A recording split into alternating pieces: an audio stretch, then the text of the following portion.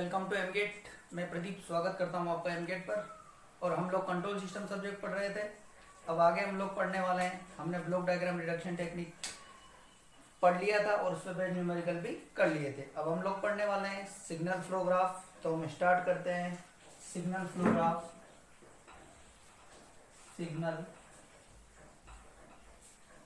Flow graph, signal flow graph start करेंगे हम लोग। बेसिकली सिग्नल फ्लो ग्राफ किसी सिस्टम को रिप्रेजेंट करने का एक तरीका है कि उसके कंपोनेंट, सिस्टम के कंपोनेंट किस तरीके से उसमें कनेक्टेड होते हैं, किस वे से कनेक्टेड होते हैं, उनका आपस में क्या कनेक्शन होता है, उसको हम सिग्नल फ्लो ग्राफ से दिखाते हैं। और ब्लॉक डायग्राम जो बनाया है उसको हम सिग्नल फ्लो ग्राफ से भी बना सकते हैं। तो हम किसी ब्लॉक डायग्राम को का सिग्नल फ्लो ग्राफ कैसे बनाते हैं वो भी बनाएंगे।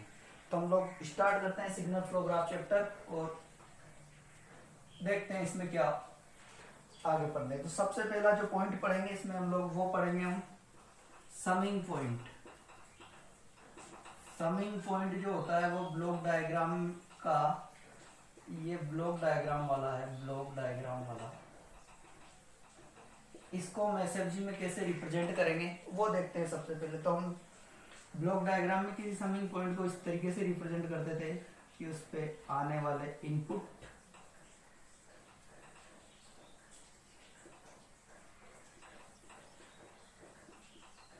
ये होता था समिंग पॉइंट। और इस समिंग पॉइंट का जो आउटपुट होता था वो क्या होगा, x1 plus x2 plus x3, ये होता था। ये ब्लॉक डायग्राम का है। अब इस ब्लॉक डायग्राम के समिंग पॉइंट को हम एसएफजी में कैसे डिनोट करेंगे वो देखेंगे।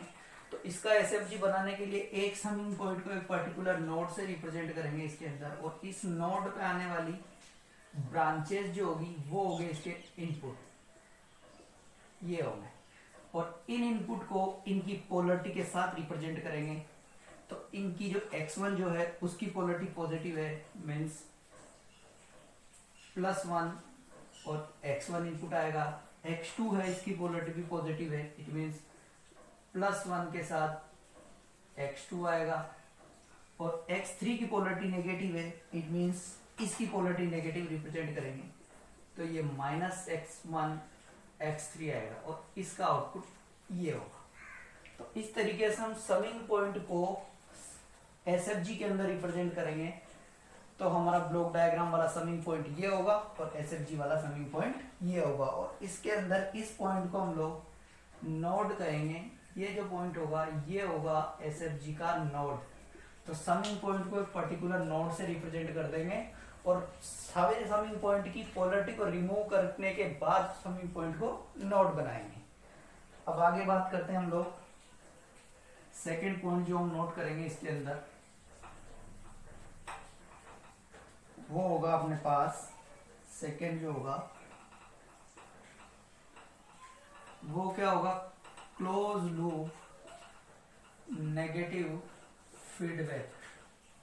क्लोज लूप नेगेटिव फीडबैक वाले को, कोई भी क्लोज लूप नेगेटिव फीडबैक हमने पढ़ा है वो बनाते हैं। पहले ब्लॉक डायग्राम में कैसे बनाते थे हम close loop negative feedback.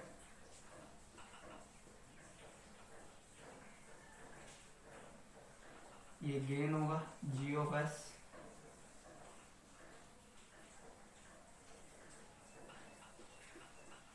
h of s, output होगा y ऑफ s और इनपुट होगा x ऑफ s। ये है क्लोज लूप नेगेटिव फीडबैक का बेसिक ब्लॉक डायग्राम रिप्रेजेंटेशन। अब इसको हम लोग रिप्रेजेंट करेंगे एसएफजी के अंदर। तो ये जो होगा ये होगा ब्लॉक डायग्राम होगा, ब्लॉक डायग्राम। और अब हम इसको एसएफजी में बनाएंगे। तो एसएफजी में कैसे बनेगा ये देखते हैं। पर्टिकुलर समिंग पॉइंट को एक नोड से रिप्रेजेंट करेंगे, नोड बनाया। उसके बाद आगे टेक ऑफ पॉइंट जो होगा यहाँ पर इसको भी एक नोड से रिप्रेजेंट करेंगे, तो वो भी इसका एक नोड होगा। आउटपुट है y ऑफ s, इनपुट है x of s, input summing point है, इट मीन्स इस पे दो इनपुट होंगे और ये दो इनपुट हुए। अब इन इनपुट की पोलरिटीज के साथ रिप्रेजेंट करेंगे। तो +1 हो गया ये वाला पॉजिटिव इनपुट, +1, और ये जो फीडबैक वाला इनपुट आ रहा है ये माइनस नेगेटिव पोलरिटी का आ रहा है, तो -1 इसकी पोलरिटी होगी। देन टेक ऑफ पॉइंट से एक गेन वैल्यू आ रही है h(s), और यहाँ पर गेन वैल्यू अपने पास g(s). तो ये वाला जो सिस्टम है नेगेटिव फीडबैक वाला, ये सिग्नल फ्लो ग्राफ से हमने इसको इक्विवेलेंट सिग्नल फ्लो ग्राफ बनाया है इसका। वो देखते हैं समिंग पॉइंट को एक पर्टिकुलर नोड से रिप्रेजेंट किया, टेक ऑफ पॉइंट को एक पर्टिकुलर नोड से रिप्रेजेंट किया, आउटपुट जो है वो आउटपुट हो गया इसका, ये इससे आउटपुट जा रहे हैं, टेक ऑफ पॉइंट से 2 आउटपुट निकल रहे हैं। इस फीडबैक वाला आउटपुट को समिंग पॉइंट पे ऐड करना था, इसकी पोलरिटी रिमूव करके हमने यहाँ पे इसको ऐड किया और समिंग पॉइंट को नोड बनाया। तो ये था अपने पास negative feedback, close loop negative feedback को रिप्रेजेंट करने का समिंग ये एसएफजी में कैसे रिप्रेजेंट करते हैं। अब आगे बात करते हैं हम लोग कि 2 बेसिक रूल्स है एसएफजी के, वो देख लेते हैं कि एसएफजी के कौन कौन से बेसिक रूल्स होंगे। हम ब्लॉक डायग्राम से जब एसएफजी बनाएंगे तो वो 2 रूल जो है वो काम आएंगे, तो उनको अपन रूल ना कहके स्पेशल केस कहते हैं। तो ये स्पेशल केस होंगे। अब स्पेशल केस जो होगा वो पहला नंबर वाला होगा, वो होगा कि यदि देखो सबसे पहले summing point is followed by take off point. Summing point जब टेक ऑफ पॉइंट को फॉलो करे, summing point is followed by take off point, तो इस केस में क्या होगा, ये केस बेसिकली ये है कि ये समिंग पॉइंट है अपना, ये टेक ऑफ पॉइंट है, और इसको फॉलो करे y1 आउटपुट हो गया ये, और ये y2 आउटपुट हो गया। तो ये जो है ये इनपुट हो गया अपने पास, x इनपुट है पॉजिटिव, x1 इनपुट है ये भी पॉजिटिव। तो इस केस में जो आउटपुट आएगा वो क्या आएगा, इस केस की पर्टिकुलर इस केस की बात की जाए तो इसमें आउटपुट जो आएगा वो आएगा, यहाँ पर क्या आएगा, यहाँ पर आएगा x plus x1, and y1 और y2 दोनों की वैल्यू सेम आएगी, x प्लस x1, और y2 भी x प्लस x1 होगा। अब इसको पर्टिकुलर इस चीज को मैं एसएफजी में बनाना है, तो एसएफजी के अंदर समिंग पॉइंट और टेक ऑफ पॉइंट दोनों आपस में साथ है, मतलब summing point is followed by take off point. Then हम इसको कैसे रिप्रेजेंट करेंगे, तो हम रिप्रेजेंट करेंगे इन दोनों को एक पर्टिकुलर नोड से, और वो नोड होगा, हम लोग देख लेते हैं एक बार, इस चीज को हम लोग पर्टिकुलर एक ही चीज से रिप्रेजेंट करेंगे, उसमें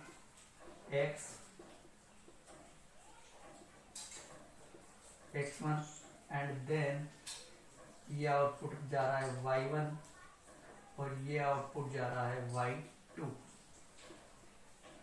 इस केस में आउटपुट बेसिकली चेंज नहीं होगा क्योंकि हमने इन दोनों को एक ही पॉइंट से रिप्रेजेंट कर दिया है, और वो ये है, तो इसका जो आउटपुट होगा y1 वाला वो भी x प्लस x1 होगा, और ये भी x प्लस x1 होगा। तो दोनों आउटपुट चेंज नहीं हुए हैं, ये दोनों आउटपुट चेंज नहीं हुए हैं। तो अब इसका एसएफजी रिप्रेजेंटेशन बनाते हैं। एसएफजी रिप्रेजेंटेशन के अंदर हम लोग इन दोनों को एक पर्टिकुलर नोड से रिप्रेजेंट करेंगे, एक सिंगल नोड से, और उस नोड पे आने वाले इनपुट्स की जो वैल्यू होगी वो बकायदा इनकी पोलरिटी के साथ होगी। तो ये x इसकी पोलरिटी पॉजिटिव थी, +1 x1 हो गया। अब इसमें 2 आउटपुट निकल रहे हैं, तो हम लोग 2 आउटपुट निकालेंगे, ये हो गया output y1 and output y2। अब y1 और y2 की वैल्यू को हम लोग देख लेते हैं, यहाँ पर x पॉजिटिव पोलरिटी के साथ, x1 पॉजिटिव पोलरिटी के साथ ऐड होगा, तो x प्लस x1, और y2 में x पॉजिटिव पोलरिटी के साथ, x1 पॉजिटिव पोलरिटी के साथ, तो x प्लस x1। तो दोनों आउटपुट सेम है। हम लोग कहेंगे कि if summing point is followed by take off point then the SFG representation में हम लोग इस दोनों को एक सिंगल नोड से रिप्रेजेंट करेंगे, और वो सिंगल नोड पे इनपुट और आउटपुट उनकी पोलरिटी विड्रॉ करके लिखेंगे। तो पहला स्पेशल केस ये था कि जिसमें 2 summing point is followed by take off point. इस चीज का विशेष ध्यान रखना है summing point take off point को फॉलो करे तभी। सेकेंड केस आएगा जिसमें take off point followed by summing point, उसमें ऐसा नहीं होगा तो हमें चेंज करना पड़ेगा। तो हम लोग ये डिस्कस किया। अब सेकेंड स्पेशल केस डिस्कस करते हैं। सेकेंड स्पेशल केस डिस्कस करते हैं हम लोग। सेकेंड स्पेशल केस होगा if take off point is followed by summing point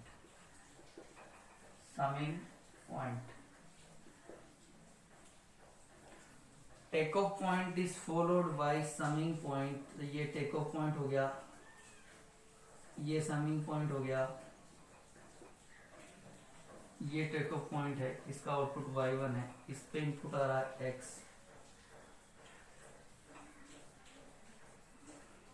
ये भी एक, ये y1 हो गया। इसके बाद इस समिंग पॉइंट पे एक अनदर इनपुट आ रहा है जो कि x1 होगा और इसका आउटपुट y2। ये केस है। यहाँ पे take off point is followed by summing point को टेक ऑफ पॉइंट फॉलो कर रहा है।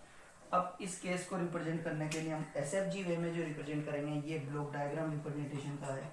अब इसको यदि SFG में बनाएंगे तो SFG के अंदर हम इस दोनों को एक सिंगल नोड से रिप्रेजेंट नहीं कर सकते, क्योंकि जब सिंगल नोड से रिप्रेजेंट करेंगे तो इसका आउटपुट चेंज हो जाएगा। एक बार वो डिस्कस करता हूँ सिंगल नोड से क्यों रिप्रेजेंट नहीं करते हैं। मान लीजिए इस दोनों को एक सिंगल नोड से रिप्रेजेंट किया तो ये सिंगल हो गया। उसके बाद हमने यहाँ पर एक x1 आएगा क्योंकि x इनपुट इधर y, इधर एक इनपुट और आ रहा है इसका x1 इनपुट, तो ये पॉजिटिव x1 और देन y2। अब हम कंपेयर करते हैं एक बार। y1 यहाँ पे आउटपुट कितना आएगा, y1 x के इक्वल होगा। y2 यहाँ पे आउटपुट क्या आएगा, y2 आएगा यहाँ पे x प्लस x1 आएगा। अब x प्लस x1 आया y2। अब यहाँ चेक करते हैं y1 यहाँ पे क्या आएगा, y1 और y2 की वैल्यू डिस्कस करते हैं। यहाँ पे y1 जो आएगा यहाँ पे वो आएगा x प्लस x1, तो x प्लस x1 आएगा। और y2 क्या आएगा यहाँ पे x प्लस x1, क्योंकि x और x1 समिंग एड हो रहे हैं यहाँ पे, तो x प्लस x1 दोनों आउटपुट y2 सेम है x plus x1, but y1 में चेंजेस आ गया। तो हम लोग कहेंगे कि जब take off point is followed by summing point, then SFG representation में हम लोग इन दोनों को एक सिंगल नोड से रिप्रेजेंट नहीं कर सकते, इन दोनों को एक पर्टिकुलर अलग अलग इंडिविजुअल नोड से रिप्रेजेंट करना पड़ेगा। तो हम लोग इनको अलग अलग इंडिविजुअल नोड से रिप्रेजेंट करते हैं। तो ये वाला जो है ये अपने पास गलत रिप्रेजेंटेशन हुआ, तो हम लोग इनको अलग अलग नोड से रिप्रेजेंट करेंगे। वो हम देखते हैं SFG के अंदर। तो वो बनाते हैं हम कि इसको एक पर्टिकुलर इंडिविजुअल नोड से रिप्रेजेंट करेंगे जो कि समिंग पॉइंट के लिए अलग होगा और टेक ऑफ पॉइंट के लिए अलग होगा। समिंग पॉइंट के लिए एक नोड बनाएंगे हम लोग x, इसकी पोलरिटी पॉजिटिव है तो पोलरिटी रिमूव करेंगे। सबसे पहली चीज पोलरिटी को रिमूव करना है। उसके बाद y1 आउटपुट जाएगा। उसके बाद x1 जो आ रहा है वो +1 के साथ आ रहा है। उसके बाद इनपुट x1 जो आ रहा है यहाँ पर ये +1 के साथ आ रहा है और आउटपुट जो होगा वो y2 होगा। तो ये आउटपुट y2 हो गया।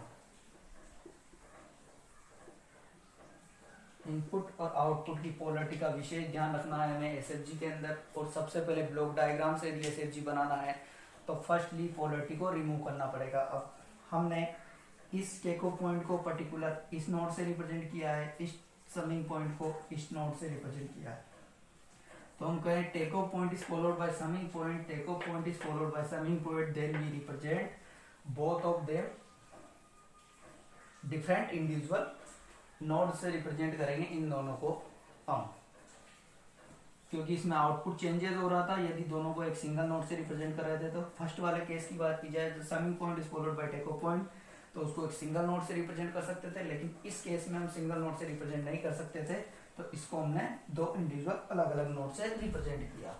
अब बात की जाए नेक्स्ट, तो हम लोग एक SFG के अंदर हम लोग बात करने वाले हैं मेसन्स गेन फॉर्मूले की। और मेसन्स गेन फॉर्मूले के अंदर मैं आपको कुछ टर्म आएगी वो पहले बता देता हूँ। ये सिग्नल फ्लो ग्राफ के अंदर कौन कौन सी टर्म्स होती है जिनको आप याद रखोगे। तो बेसिकली एक सिग्नल फ्लो ग्राफ बनाते हैं हम लोग, जिसके अंदर कौन कौन सी टर्म आती है वो देखते हैं।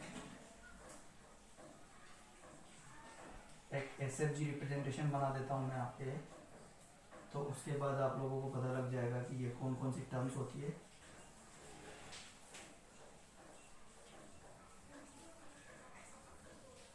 इसके अंदर इनपुट आ रहा है x,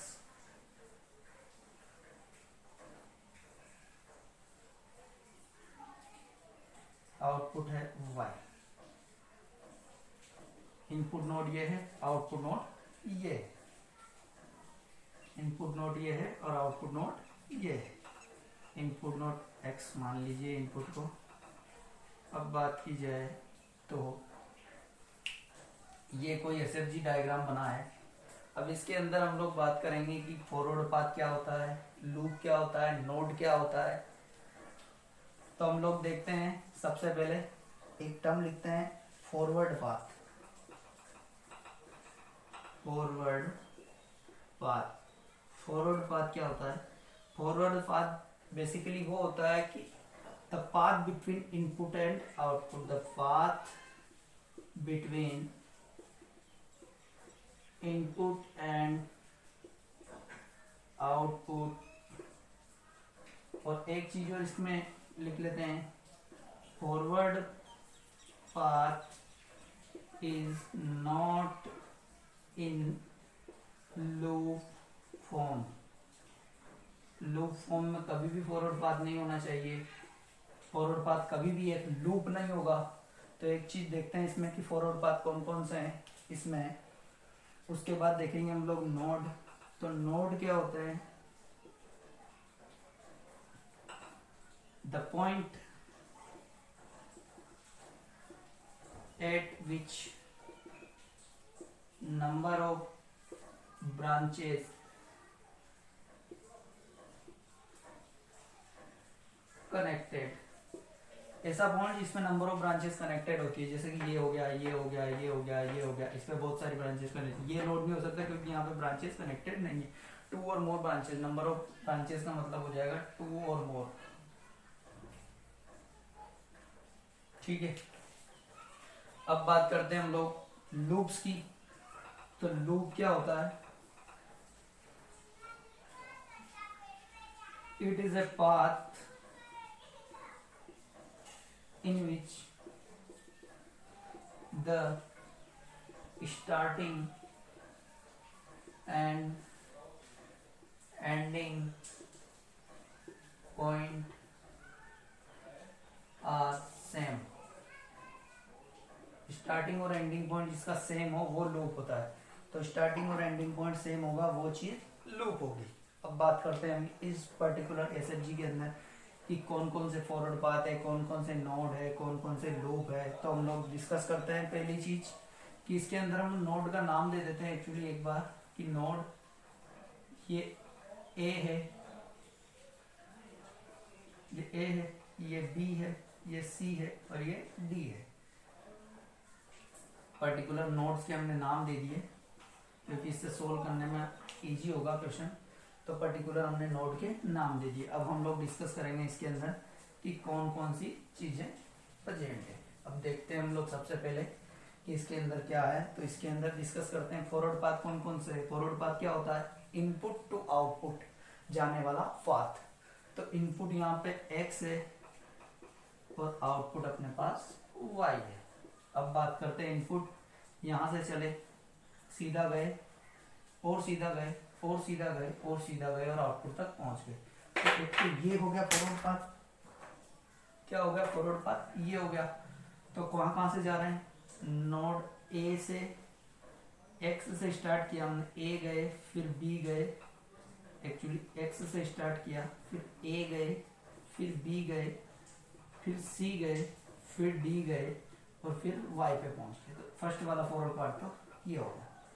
second forward part present है या सेकंड फॉरवर्ड पार्ट की बात की जाए तो यहाँ देखेंगे हम लोग एक्स से ए गए, बी गए, सी गए और उसके बाद नीचे वाले रास्ते से गए डी। नीचे वाले से गए मतलब एक्स से ए गए, बी गए, सी गए, डी गए और वाई गए, और इन दोनों में हम लोग इस रास्ते अलग से गए थे और इस रास्ते अलग से गए थे। यहाँ पर पर्टिकुलर सी और डी के बीच में हम लोग एक बार ऊपर से गए, एक बार इधर नीचे से गए, तो ये दो फॉरवर्ड पाथ हुए, क्योंकि जाने का रास्ता तो अलग है ना, थोड़ा सा भी वे डिफरेंट हो दूसरा फॉरवर्ड पाथ गिना जाएगा।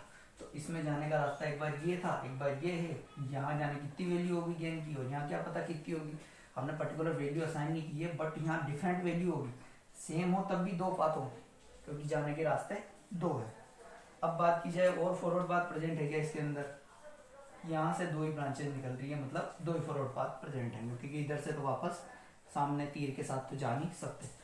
अब नोड की बात की जाए तो नोड देखते हैं हम लोग, यहाँ पर नोड कितने, टू और मोर ब्रांचेज आर कनेक्टेड, 1 2 3, 3 कनेक्टेड है, इट मीन्स पहला नोड जो होगा वो तो ए होगा। दूसरी बात की जाए, दूसरा नोड ये भी जा रही है, ये बाहर निकल रही है, ये इधर जा रही है, बी वाला भी नोड होगा। तीसरे नोड की बात की जाए, सी वाला भी नोड होगा, एक ब्रांच इधर से, एक ब्रांच और जा रही है, एक और जा रही है, मतलब 3 जा रही है, इसमें सी भी नोड होगा। फोर्थ नोड की बात की जाए डी वाले की, तो एक ब्रांच आ रही है, एक आ रही है, एक जा रही है, मतलब कि डी भी नोड होगा। अब बात की जाए एक्स और वाई पॉइंट की, ये नोड नहीं होंगे, क्योंकि ये इनपुट और आउटपुट के पॉइंट है, क्योंकि यहाँ पर केवल एक। चलिए, तो हम लोग ये एग्जांपल डिस्कस कर रहे थे कि कौन कौन से फॉरवर्ड पाथ होंगे, इसमें कौन सा नोड होगा, कौन से लूप्स होंगे। तो हम लोग देखते हैं फॉरवर्ड पाथ जो हमने चेक किए हैं वो होंगे एक्स से ए से बी, बी से सी से डी और डी से वाई। उसके बाद नेक्स्ट जो फॉरवर्ड पाथ होगा वो होगा एक्स से ए से बी से सी से नीचे वाले पाथ पे जाके डी और वाई। तो हमने दोनों फॉरवर्ड पाथ देख लिए। अब बात करते हैं हम लोग नोड की। तो नोड जो होगा वो हमने देखा था कि नोड क्या होता है, टू और मोर ब्रांचेस आर कनेक्टेड। तो टू और मोर ब्रांचेस देखते हैं। सबसे पहले एक ब्रांच ये गई, एक ये गई और एक ये गई, तो ए नंबर वाला एक नोड हो गया। तो फर्स्ट नोड हुआ ए। सेकेंड नोड की बात करते हैं हम लोग, तो यहाँ पर बी वाला भी नोड होगा। चेक करते हैं बी वाला कैसे नोड होगा। बी वाले नोड पर एक ब्रांच ए से गई, एक ब्रांच बी से ए पर आई और एक ब्रांच बी से सी की तरफ गई, इट मीन्स बी वाला भी नोड हुआ। अब सी वाले की बात करते हैं कैसे नोड हुआ। तो सी वाले की बात की जाए तो एक ब्रांच सी पर बी से आई, एक ब्रांच सी से डी पर गई और दूसरी ब्रांच भी सी से डी पर गई, तो सी वाला भी नोड होगा। और फोर्थ वाले नोड की बात की जाए तो वो नोड होगा डी वाला, और डी वाले नोड पर सी से ब्रांचें दो जा रही है और एक वाई की तरफ ब्रांच जा रही है, इट मीन्स डी वाला भी नोड हुआ। अब लूप्स की बात करते हैं। यहाँ पे लूप्स कौन कौन से हैं। तो लूप्स में हमने बताया था कि लूप्स क्या होते हैं, जिसकी स्टार्टिंग पॉइंट और एंडिंग पॉइंट सेम हो, वो पाथ जिसका स्टार्टिंग पॉइंट और एंडिंग पॉइंट सेम होगा वो होगा loop. Starting point ending point same means, check कर लेते हैं एक बार स्टार्टिंग एंडिंग पॉइंट को। तो हम लोग देखते हैं यहाँ से स्टार्टिंग पॉइंट, तो यहाँ पर कोई एंडिंग पॉइंट है ही नहीं, इट मीन्स एक्स वाला से तो लूप स्टार्ट हो नहीं सकता। अब बात करते हैं ए वाले से।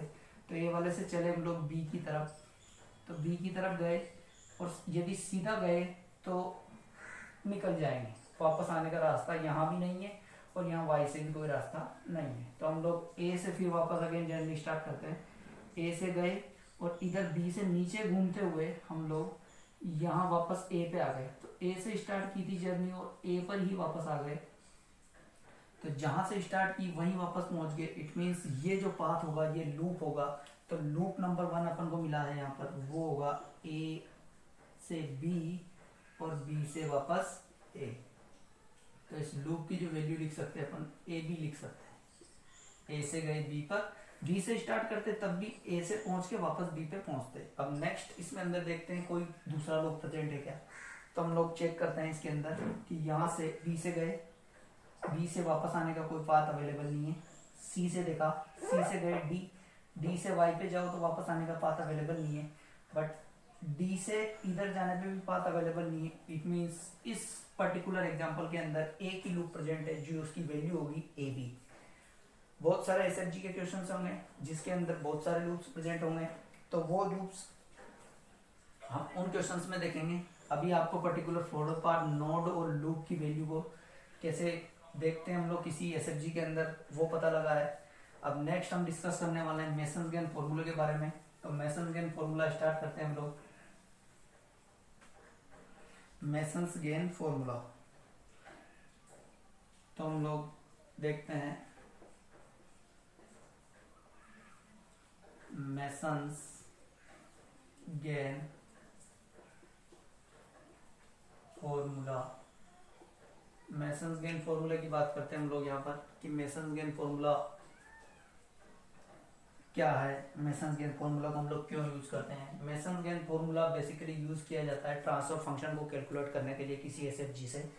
तो एसएफजी से आउटपुट डिवाइडेड बाय इनपुट को अपन ट्रांसफर फंक्शन कहते हैं। बेसिकली ट्रांसफर फंक्शन की जो डेफिनेशन है वो हम लोग नेक्स्ट चैप्टर में डील करेंगे, but input divided by output को हम ट्रांसफर फंक्शन कहते हैं। एक नॉर्मल लैंग्वेज की बात की जाए तो हम लोग मेसन्स गेन फॉर्मूले को यूज करते हैं to find out the transfer function of SFG, to find out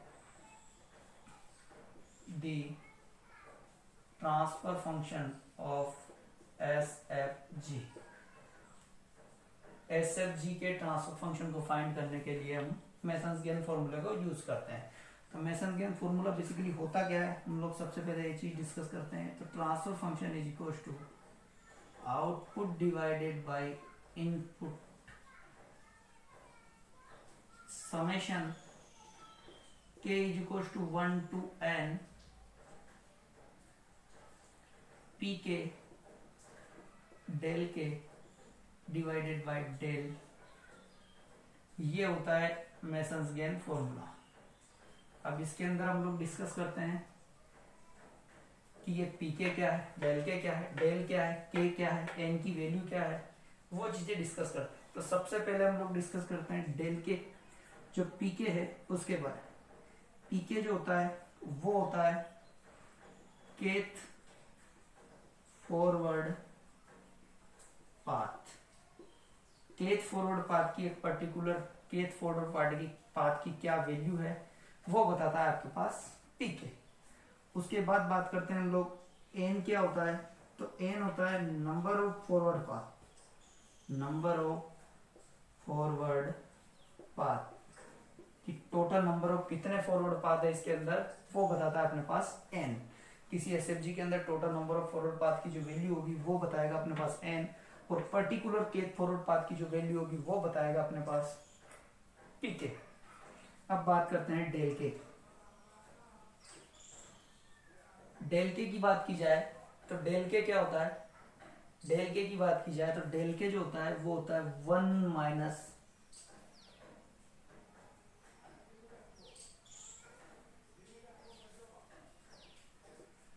some of all loops which is not present in kth forward path। sum of all loops which is not present in kth forward path मतलब कि वो loop जो kth forward path के अंदर present नहीं हो, मतलब kth forward path को टच नहीं करे, which is not touches the kth forward path and which is not present in the kth forward path। अब नेक्स्ट जो इसके अंदर आएगा वो आएगा sum of product of two non touching loops which is not present in kth forward path। sum of product of two non-touching loops which is not present in kth forward path। दो non-touching loops जो kth forward path में present नहीं हो तो उनका gain का multiplication, और उन दोनों लूप्स के गेन के मल्टीप्लिकेशन के साथ जो भी और ग्रुपिंग में जो आएंगे वो लोग दो दो के ग्रुप बनेंगे लूप्स के, उनका गेन का मल्टीप्लिकेशन का सम। चलिए तो हम लोग डिस्कस कर रहे थे मेसन्स गेन फॉर्मूले में। तो डेल के की जो वैल्यू होगी वो होगी 1 minus sum of all loops which is not present in kth forward path plus sum of product of two non touching loop which is not present in kth forward path. अब इसके आगे और बात करेंगे तो यहाँ पर लिखेंगे हम लोग minus sum of product of three non-touching loops which is not present in kth forward path. kth forward path में थ्री नॉन टचिंग लूप्स जिनका प्रोडक्ट वो भी प्रेजेंट नहीं हो kth फॉरवर्ड पाथ में वो। अब बात करते हैं हम लोग यहाँ पर डेल के, डेल जो का हमने पीके की बात की, डेल के की बात की, के की बात की, एन की बात की, और अब बात करते हैं अपन डेल की। जो डेल जो होता है वो लोग यहाँ लिख रहा हूं मैं, डेल का डेल होता है 1 minus sum of all loops plus sum of product of two non touching loops minus sum of product of three non-touching loops। Basically ये आगे तक भी बढ़ता है, इसके साथ plus sum of product of four non touching loop minus sum of product of, मतलब odd number वाले लूप्स के कॉम्बिनेशन के साथ माइनस और इवन नंबर वाले लूप्स के कॉम्बिनेशन के साथ प्लस रिप्रेजेंट करते जाएंगे, आगे बढ़ते जाएंगे। बेसिकली जो बात करते हैं हम लोग यहाँ पर, आज तक जितने गेट में क्वेश्चन पूछे गए हैं, गेट ये सी जिसमें भी क्वेश्चन पूछे गए हैं, वहाँ तीन नॉन टचिंग लूप्स तक बात की गई है। तो हम लोग इस फॉर्मूले को तीन नॉन टचिंग लूप्स तक ही कन्वर्ट करके रखते हैं। बट आगे अपन को पता होना चाहिए, बाई चांस कभी पूछ ले तो यहाँ पर minus three non touching loops के बाद plus sum of product of four non touching loops आएगा। इसमें भी सेम यही चीज है, प्लस करके plus four non touching loop which is not present in kth forward path आ जाएगा। तो ये था मेसन्स गेन फॉर्मूला। अब हम लोग इस पे बेस्ड न्यूमेरिकल्स करेंगे, मेसन्स गेन फॉर्मूले पे बेस्ड न्यूमेरिकल, मेसन गेन फॉर्मूले से हम कैसे सोल्व करते हैं न्यूमेरिकल्स को वो डिस्कस करेंगे। तो अब बात करते हैं हम लोग न्यूमेरिकल्स के बारे में कि मेसन्स गेन फॉर्मूले पे बेस्ड न्यूमेरिकल्स कैसे होंगे।